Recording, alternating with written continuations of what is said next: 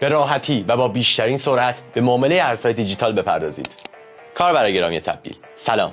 امروز قصد داریم با هم مراحل استفاده از بخش خرید آسان صرافی تبدیل رو مرور کنیم. خرید آسان مناسب افرادیه که قصد ندارن زمان زیادی و صرف سفارش گذاری توی بازارهای معاملاتی بکنن یا اینکه میخوان ارز دیجیتال رو توی حجم بالا خریداری کنن.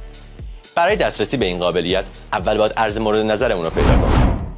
برای این کار ما میتونیم اسم ارز رو داخل داشبورد سرچ کنیم. اینجا ارز بیت کوین رو انتخاب میکنیم و گزینه خرید آسان رو کلیک میکنیم.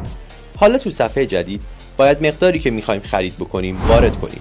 اگه قصد ما خرید 0.1 بیت کوین باشه، این رقم رو داخل کادر تایپ میکنیم و میتونیم 0.1 بیت کوین رو خریداری کنیم، یا میتونیم مقدار مورد نظرمون رو به تومن وارد کنیم و بگیم که میخوایم معادل 10 میلیون تومن بیت کوین بخریم.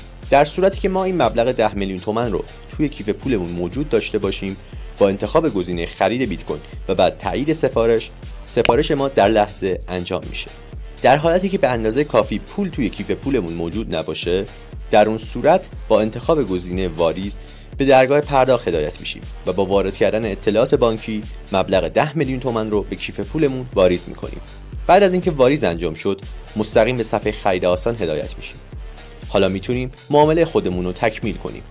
فروش دارایی هم به همین آسونی انجام میشه. میتونیم توی صفحه خرید آسان گزینه فروش رو انتخاب کنیم یا اینکه تو همون بخش گزینه جابجایی رو بزنیم.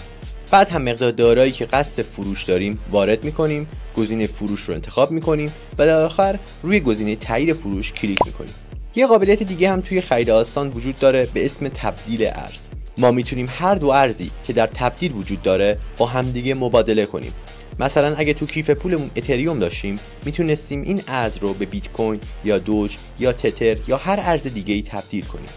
امیدواریم با تماشای این ویدیو به خوبی با خرید آسان تبدیل آشنا شده باشید. از اینکه همراه ما بودید سپاسگزاریم.